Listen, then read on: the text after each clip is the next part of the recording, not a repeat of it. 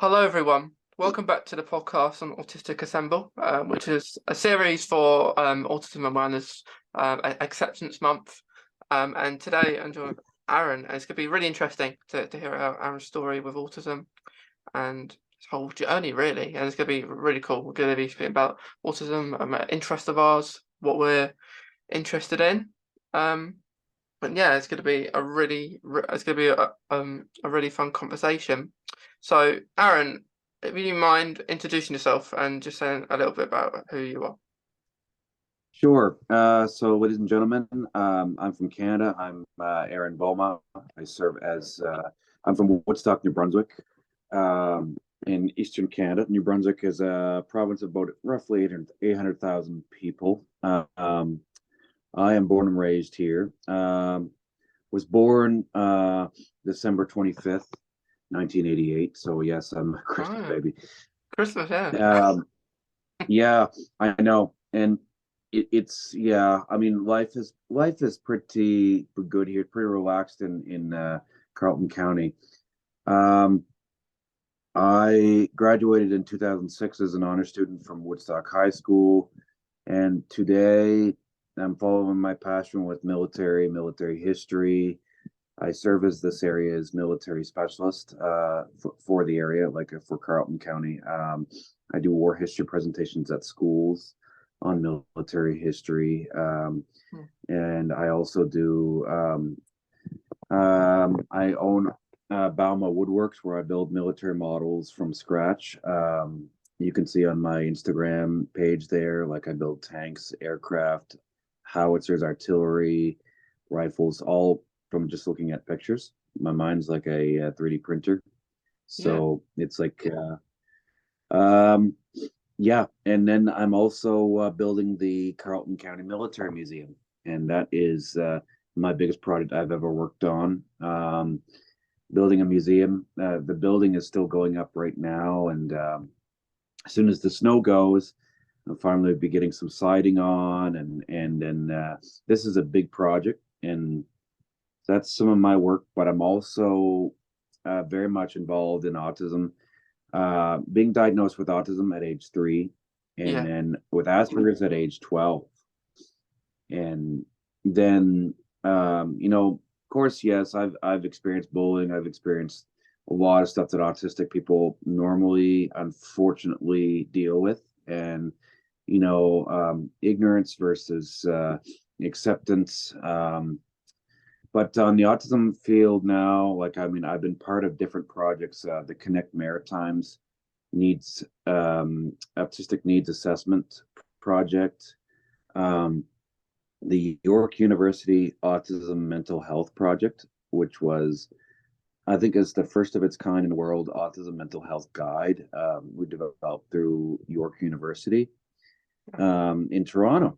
And so we did that there. And then I also helped lead the Canadian National Autism Strategy Project through the Canadian Associations for Health Sciences. And so that was completed last year. And then now we did a conference about it, but then now it's waiting for government wheels to turn, which are, not great, slow, and yeah. So I've been involved. I'm involved my group in Woodstock, autism group, groups like UVARC and the Upper River Valley Autism Center. I'm involved in politics. Yeah, I get in all sorts of trouble. I gotta say, it's a busy life. Yeah, it does sound very busy. Like you're interested in a lot of stuff.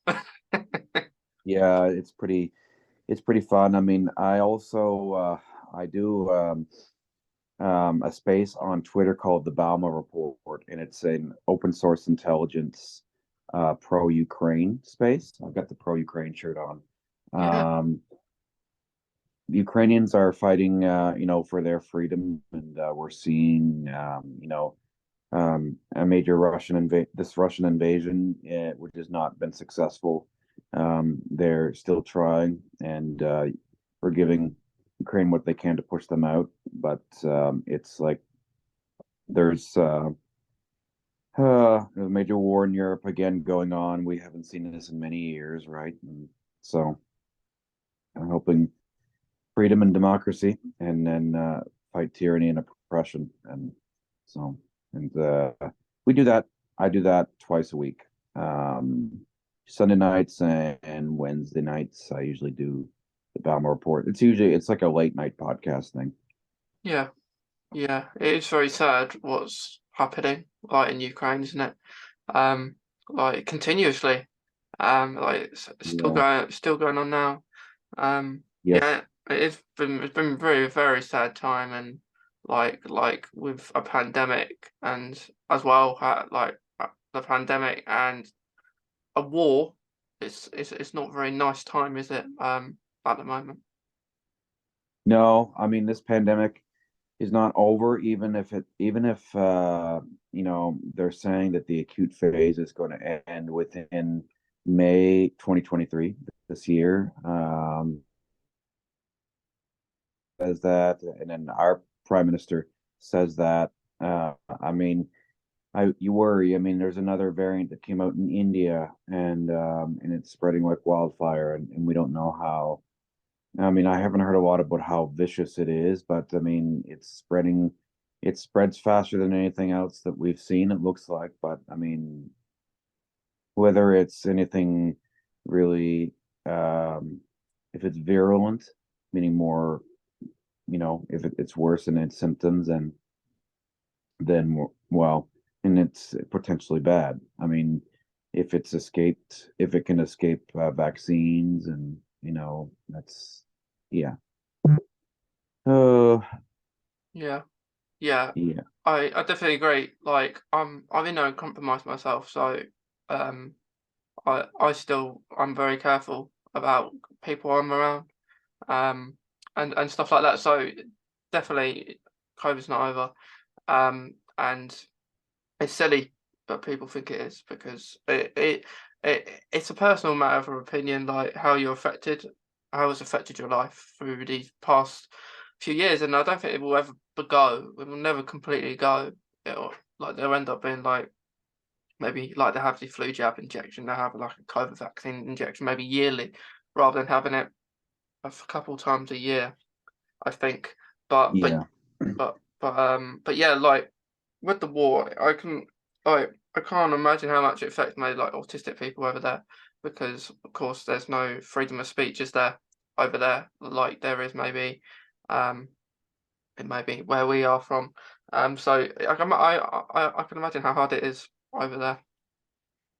It's pretty, yeah. I've talked to um, parents and family that are desperate to get, into Canada from Ukraine, and it's like I give them the information, and I mean, if they, it's tough. There's a lot of people that have come back because the west of Ukraine is not as much in threat, and a lot of people have gone back into Ukraine because they know that the Russians have not been able to take Kiev. They pulled out of there. They have been pushed back in a lot of areas, in a few areas. But the war, I think, is going to go on for a while. But again, we have this. We had this belief earlier on that there's millions fleeing Ukraine, and then this could be over within a month. And boys, did we ever overestimate the Russians and their potential? But yeah, Yeah, yeah. It's really scary, isn't it? Especially when you hear the word of a nuclear. That's very scary. Not just for the actual Ukrainians or people, even probably Russians as well. Um, everyone. yeah, It's very scary to think about that.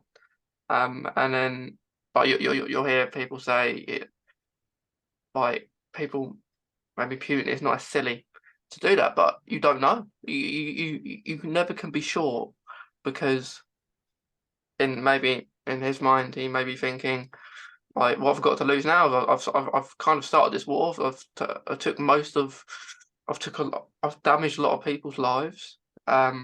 But yeah, that is very scary to think about, isn't it?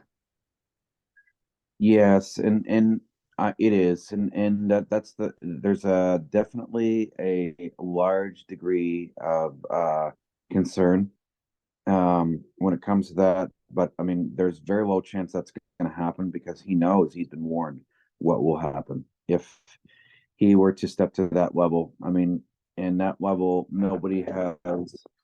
We've been close, but nobody has gone to that level since the first two were dropped on Hiroshima and Nagasaki, and that was the end of the Second World War. And to put that into context, I mean, we enter a whole new era politically and militarily if something as that were to happen.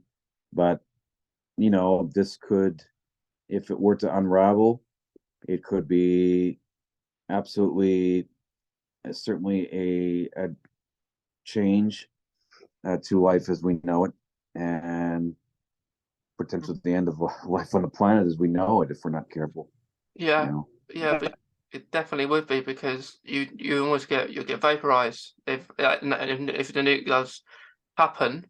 And even if I think like they have the bunkers for like the government, but even so, you can't stay down there the rest of your life. Like you wouldn't want to. You would want to go out and work. So it's very scary. It's very scary to think about and how it will actually end, because like you say, the war's not going to be over anytime soon. Like how you kind of wonder like how will it eventually end? Yeah. I mean, I don't. I mean, it's a very, very low chance, ladies and gentlemen, that anything like that would ever happen. Even he knows that using a tactical nuclear weapon, a low yield device would be, you know, very bad. It'd be suicide for his troops in Ukraine, and NATO would directly enter the war. I don't think no. I mean, he knows the end result would not be good. And then, I mean, yeah. I mean, threats from him been coming in all along, but I mean, they even threatened today. The Russians threatened to respond to England or to the UK directly if the UK provided, if the British military if they had transferred over depleted uranium anti-tank rounds to the Ukrainians for their Challenger tanks that they brought over. Putin threatened to respond directly to the British, to the UK, if if the British brought over, supported them with the Ukrainians with depleted uranium rounds. But I don't think that they will do that. Most anti-tank rounds, not getting too technical, but most anti-tank rounds the West use now are tungsten, and it's much safer. Well, Yeah, yeah. It's very like it's very interesting to see what happens because like we don't know yet.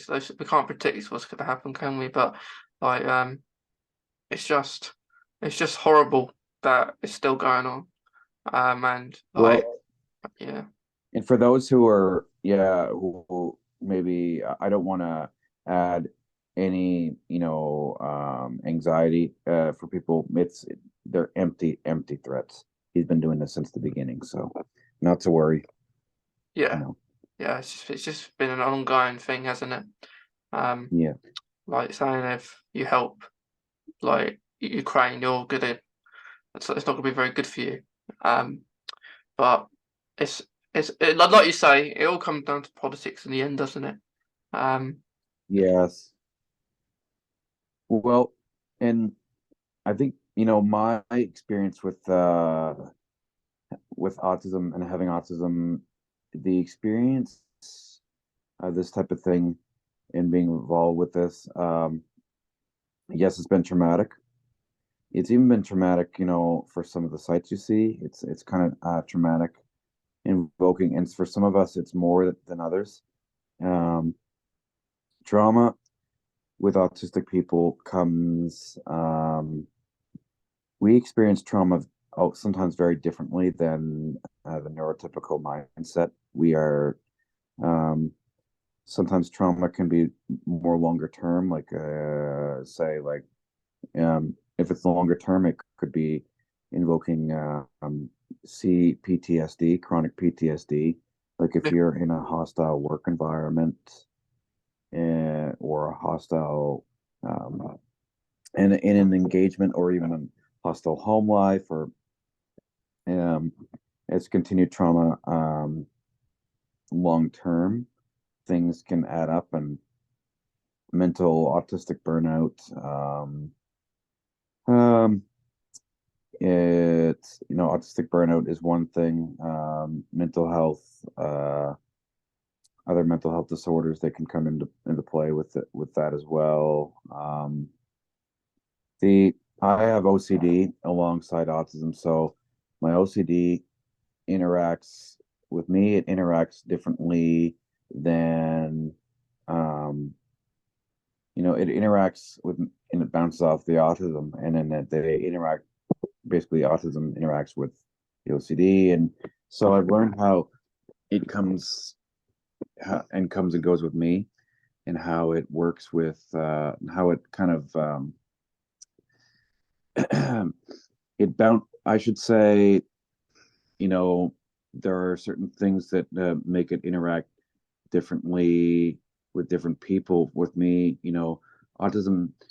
I'm dealing with autism and autism interests and hyperfixations, and Mhm. then dealing with the OCD and other aspects that make myself interact differently based on that. So Yeah. it's yeah, it's interesting.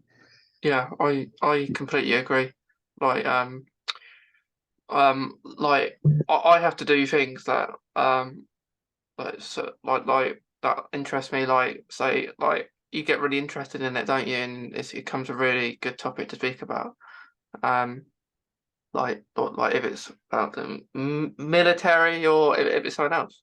There's so many interests out there. It's crazy how many things that we could be interested in. But there's certain few or like certain one that we'll normally just talk about. Um, even if a person doesn't like it, sometimes we'll just talk about to them and then they might not like it. But in the autistic community, in the autism community, you do find a lot of people maybe, or even some that are at least interested in what you are interested in. Yeah. Oh, yeah. I mean, and which is good. I know that I have um, a friend who is autistic that is helping a curator, and he's on my Facebook. He's a curator of a museum in the UK somewhere, or maybe it's in Scotland. But and yeah, Richard Cartwright. And so, I mean, I talked to I've met lots of autistic people from many different fields, many different, and um, some are from, from different countries, and some are have dealt with much worse trauma than I have, and in their life, and I mean, it goes to show it just people people. Every one of us is different. Doesn't matter autism or not, but we have people are aware of autism. Autism awareness in its actuality is out of date. What do we need to change? People are aware, but they still don't know much about it. And that sometimes people don't know much about it at all. And what happens is that hurts. And that's a problem for pushing for autism acceptance. Yeah, So, autism acceptance should be what everybody needs to focus on because um, autism awareness has always, has been kind of a thing. It's been set up by, well, down in the States, it's what do you call it? Um, um, it's the lighted up blue. Autism Speaks in the States. Do you know of them? I heard of them that they are not that very good. There's you have to look at the spending that Autism Speaks does in the States, and that some of that spending has been pushing for quite literally a cure for autism. It's not And good, as is it? like, no, I mean, we don't want to be cured. I mean, some of us, like, it's just a lot of us, we speak out, you know what I mean? And it's a very parent driven organization. And so Autism Speaks is something that, um, it's very, in a sense, nuanced. And I know that they've tried to really, I think they've tried to level that down a bit, but they're where their spending is in that environment that they're spending in is very clinical, very, yeah, and that clinical aspect of things is not what it's very medical. Um, their language is very, it's very, in a sense, combative with our kind of thinking of acceptance for who we are. And um so that's why uh everybody, a lot of autistic people say light it up purple for autism acceptance, because autism acceptance is people, um autism acceptance is something that is the next step to trying to get people to understand Yeah, the mindset of autistic people. definitely. Yeah. Definitely. And there's like with autistic speak, I don't think like with cures and stuff like that, like it's not good. Like you say, and like the whole reason of acceptance is accepting like we have it. Like don't be get me wrong, at the start maybe it's a little bit hard. As we process, maybe it's all about processing what we can and maybe can't do. But yeah, definitely not a cure. Definitely don't need a cure. And like you say, like I think they always stay away from maybe from the color blue or something with that to do with Autism Speaks each year. And the jigsaw pieces, which you can understand why people don't like it. But I don't think it's a hard one because everyone has their own preference. I think if it wasn't to do with Autism Speaks, it would be a little bit different. But it's almost like a lot of it is evolved, like just not talking about it and trying to move their self away. But like even last year, it wasn't to do with Autism Speaks. It was also some other organisation I saw. I can't remember their name, but they basically did this like starter pack or some pack for Autism Acceptance Day. And what it was that like basically advice how to cure autism that and the support that you may need. And I didn't like it. I did respond and just say it's not a disease. You should take it down. I say that to anyone like before sharing any information to know 100% what you're talking about, because it like they obviously didn't know what they're talking about, or they believed that, or they believe it's a cure, which is very concerning if you're autistic, because maybe people that are newly diagnosed that maybe followed the page that they might think that, and it misleads information to maybe autistic people that don't know much about it at the start of their own journey. So it's very important when we share information that it's right and we know what we're talking about. Exactly. Yeah. And it's really, and that narrative is trying to switch that narrative. And believe me, I've learned a lot too, just from talking to fellow autistic people and trying to fix the mindset of thinking. And I think that it's autism acceptance is something that um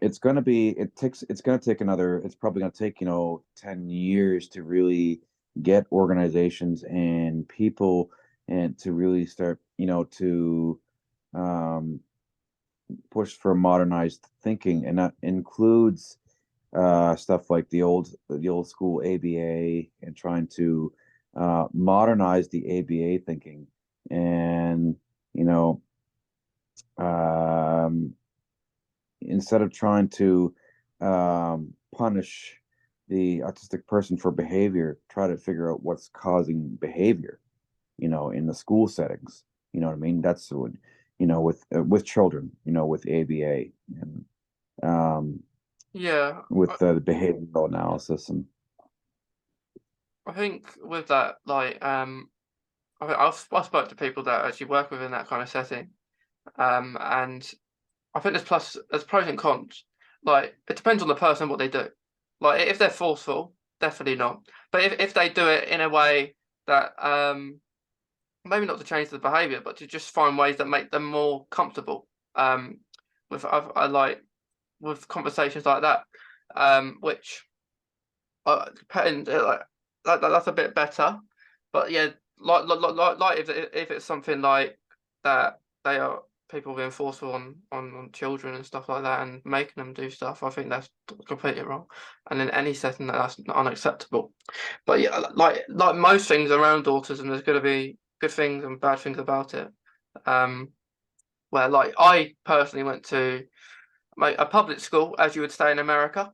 Mainstream school for me, but I went to a mainstream school and then I went to a special school for children that had autism and different needs as well. So they might have like, in other words, a neurodiversity kind of school where people had all sort of differences, and I thought that was really cool. Like at the start, it weren't for me because I was new. Like change, being autistic, and don't really like it sometimes. So I kind of like you had different sets. So like you had maybe people, you had children there, you had everyone, and the best thing about that was the understanding of autism was a lot better, you know.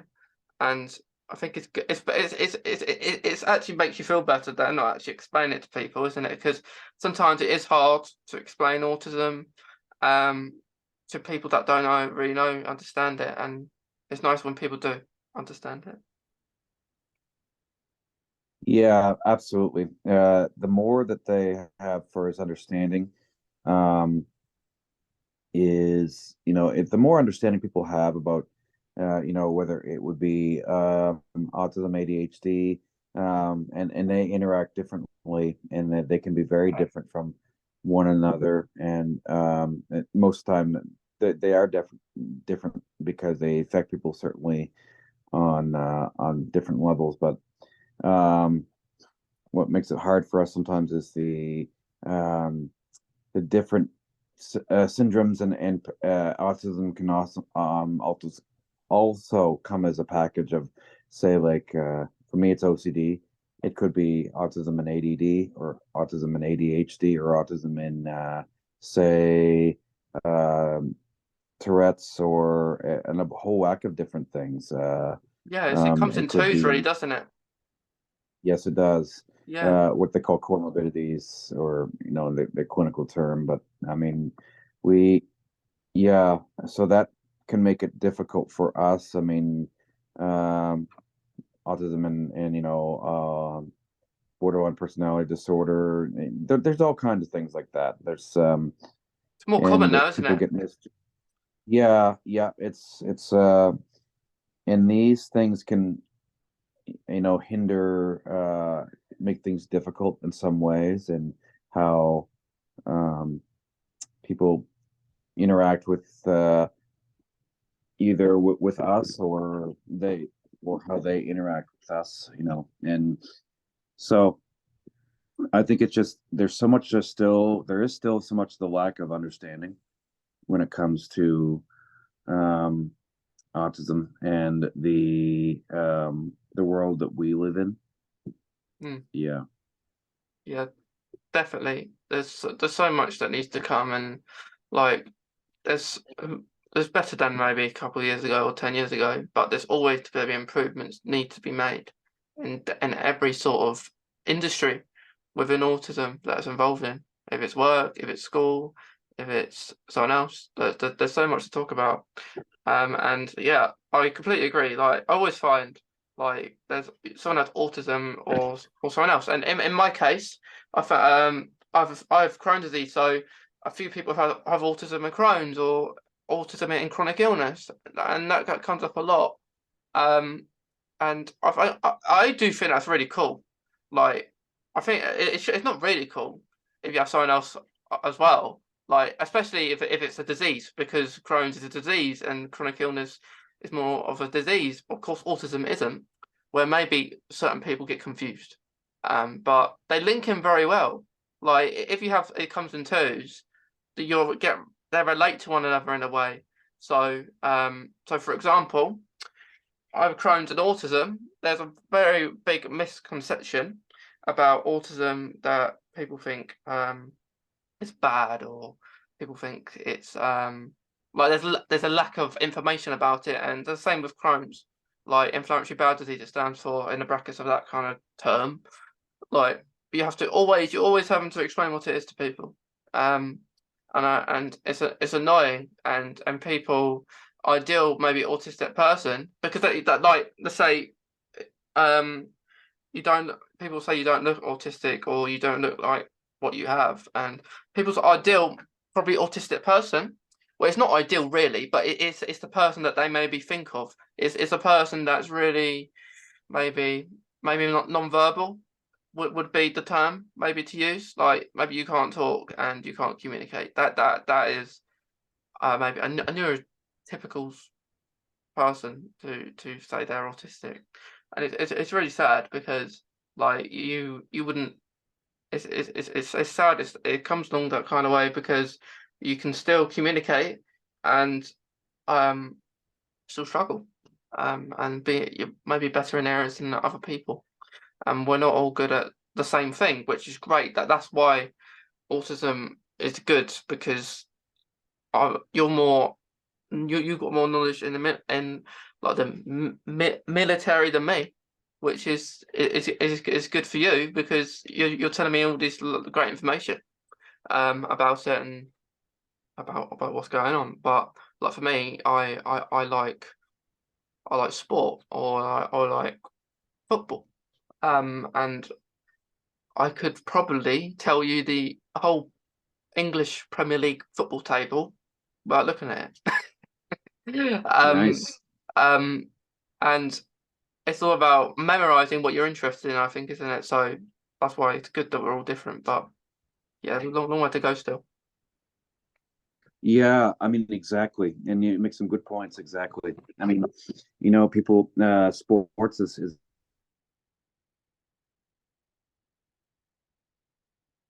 I work out at the gym a lot, and I think that's it's a lot of fun, and it's about being, it's great because you're being healthy, you're being energetic, and you're keeping yourself fit, and it also helps the mind.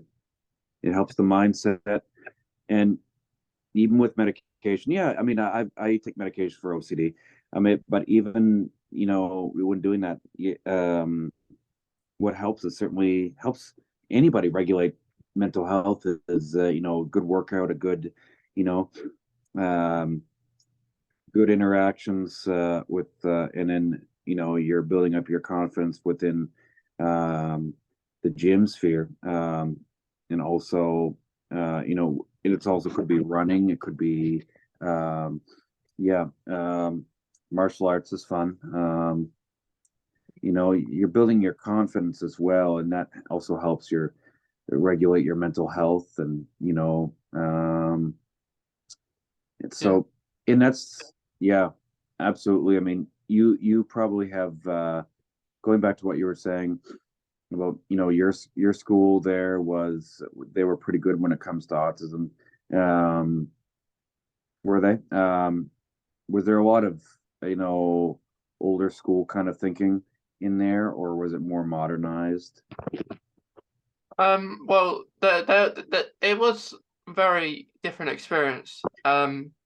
And when a very different experience because at the school, there was maybe certain teachers that were maybe more old school, shall we say?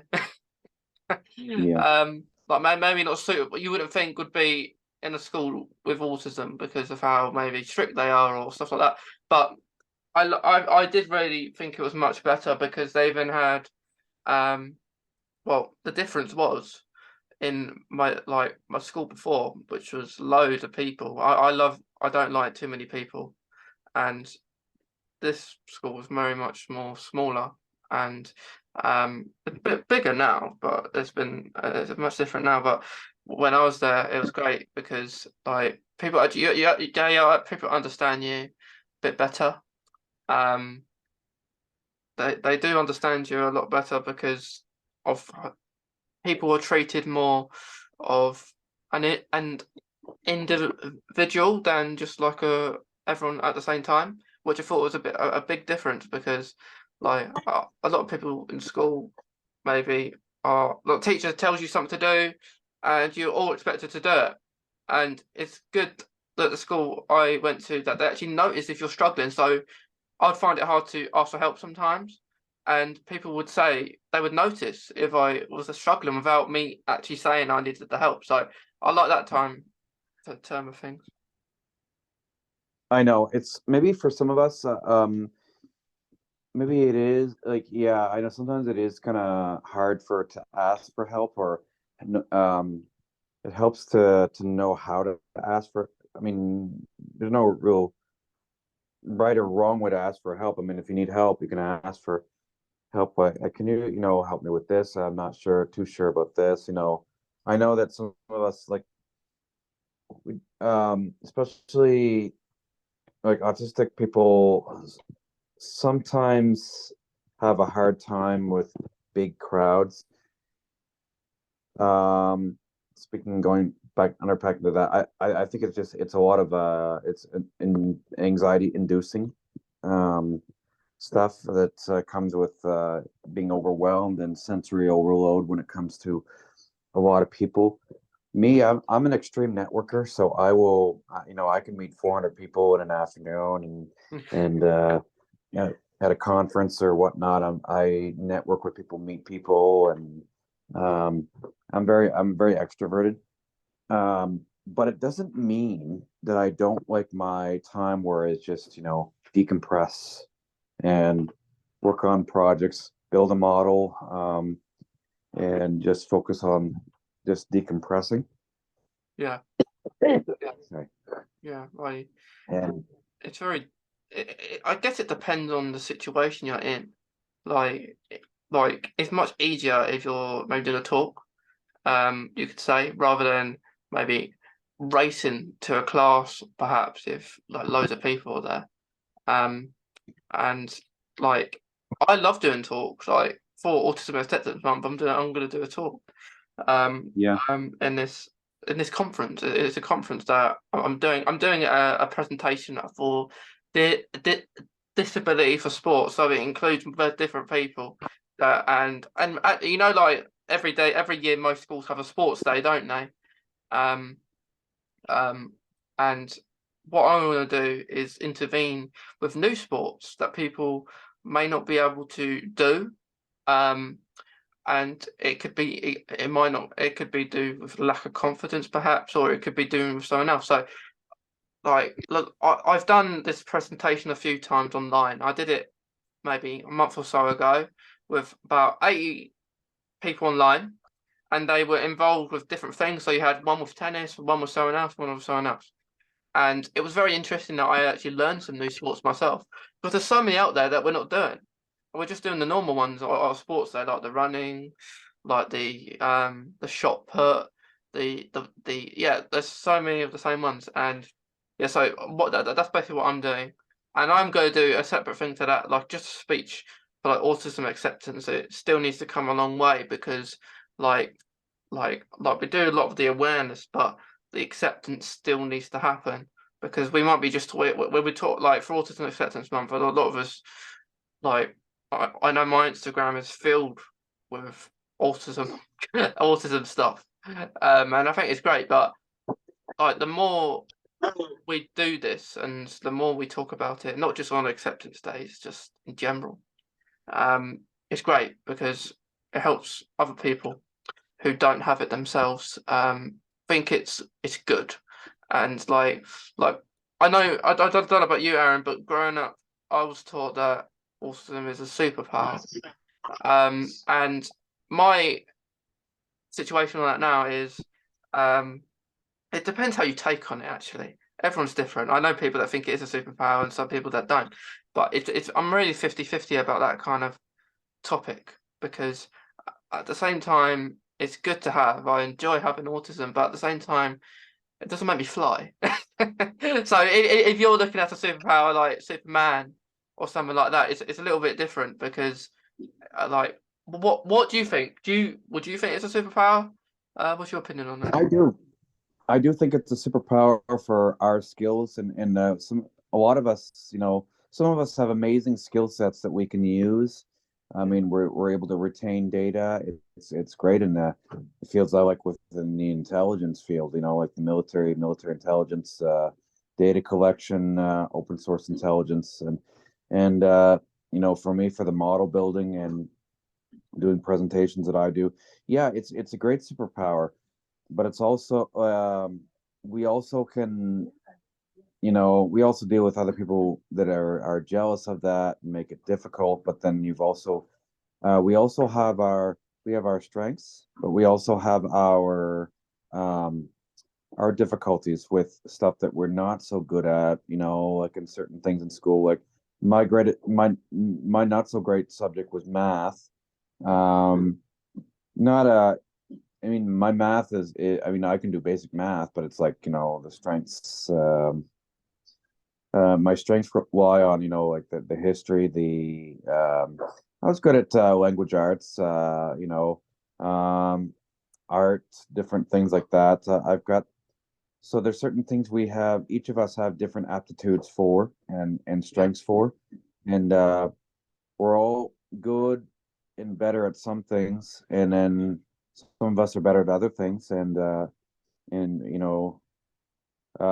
love the hands-on building stuff. I'll tell you, it's a lot of fun. I just finished a 2 foot long howitzer. It's built out a lot of wood and a little bit of cardboard, but it's a model that I built for somebody. There is a contract, and yeah, it is nearly completely done. And it's a towed howitzer. It sits about like also 2.5 feet high. Like, I mean, so building stuff like that, it's like once you get it done, you're looking at all avenues of that, from the different sighting and the different scopes to the cranks, all of that has to be put in, and it takes time.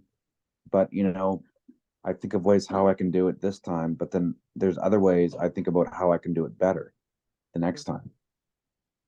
So it's improving your skills as well as knowing what your skills are. yeah, yeah.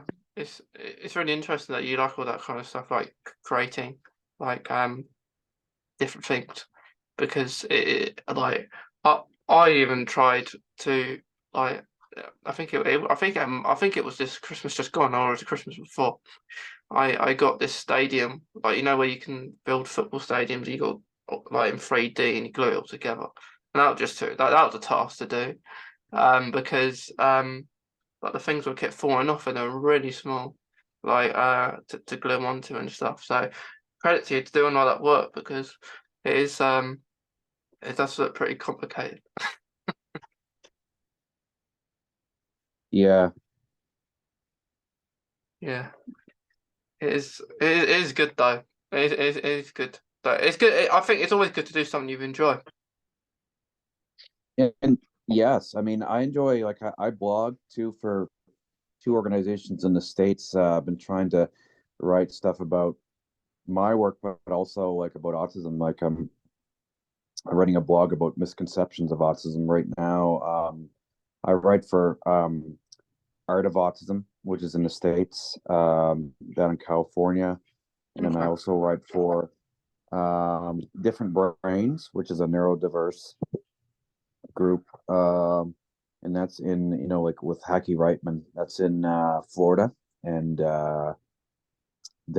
so I I've written numerous blogs for them as well. So I think it's awesome. That the more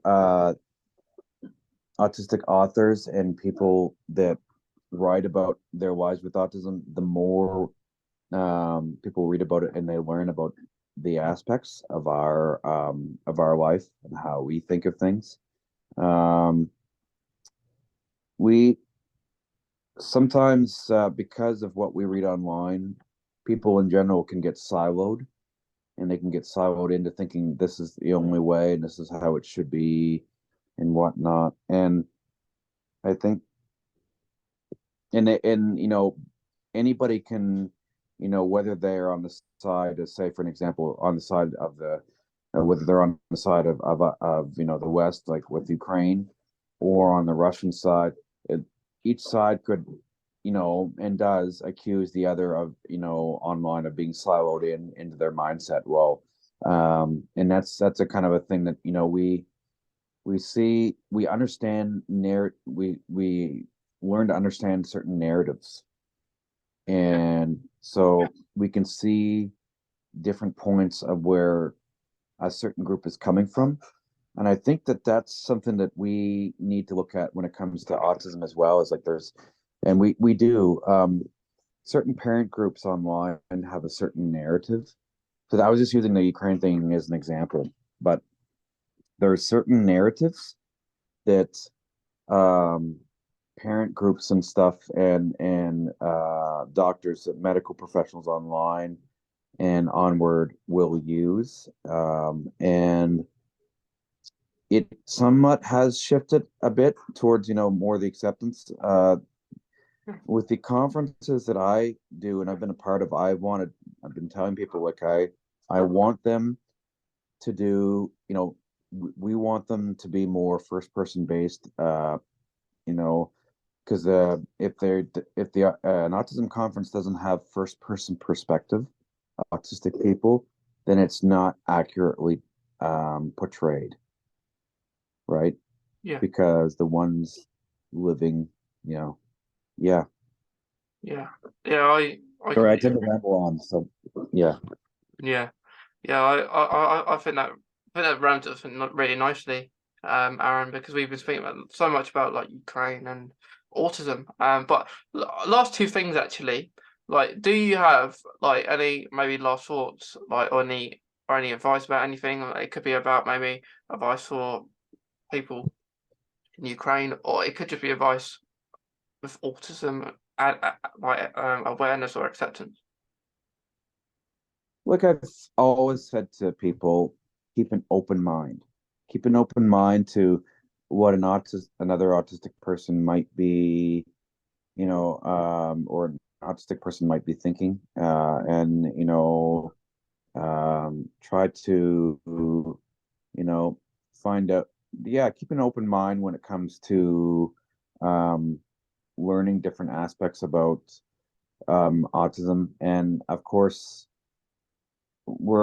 keeping an open mind. It doesn't mean that accepting what certain people say about, pseudoscience and this stuff like that. I mean, a lot of that stuff, like the non-scientific field, can be harmful to us. And I'm just being in general sense. I mean, there's a like there's certain treatments that they call treatments, which is a triggering word for a lot of us, that Mm. people have tried when it comes to treating autism, which is not good at all. No. And so yeah, but keeping an open mind to what those people might be thinking, but don't accept what they say. Just, I mean, if you know what I mean, it just, being careful, being open minded, but also being guarded. I'll just say that. Yeah, I Yeah. completely agree. I completely agree. Yeah. Yeah. Well, thank you, Aaron, for coming on the podcast. I've enjoyed hearing about like everything you do, and I think it's really cool. I think it's really cool. Um, did I answer all your questions? I mean, so if you have any more, just let me know. Um, First, yeah, I just hope I covered everything that you wanted to cover. I mean, it's kind of just talking about in a general sense, but Yeah, there's like as you said, like there's so much you could talk. I always say autism should be a topic, like it should be a lesson or something, because there's literally so much you can cover on it. But yeah, I think we've definitely covered important topics with like the war in Ukraine, people who are autistic, and just your journey really and special interests. So thank you, Aaron, and thank you to anyone listening and watching today. We hope you've really enjoyed it. Um, and yeah, I hope you have a nice rest of your week, Aaron, and you have a good rest of your day. yeah, absolutely. And thanks a million. And yeah, it really helps. I mean, like I said, keeping an open mindset, but also being guarded with what people say, and in fact check things, and on especially for people that are learning, they think they have autism and they don't know much about it. It's important to give them the right information. Definitely. It is, yeah. And then, oh yeah. Well, Yeah, thanks. Yeah, we'll have to do this again sometime if you want. I mean, I'm of around, course, so of course, we definitely will. But yeah, definitely right information is the most important thing. But thank you, Aaron.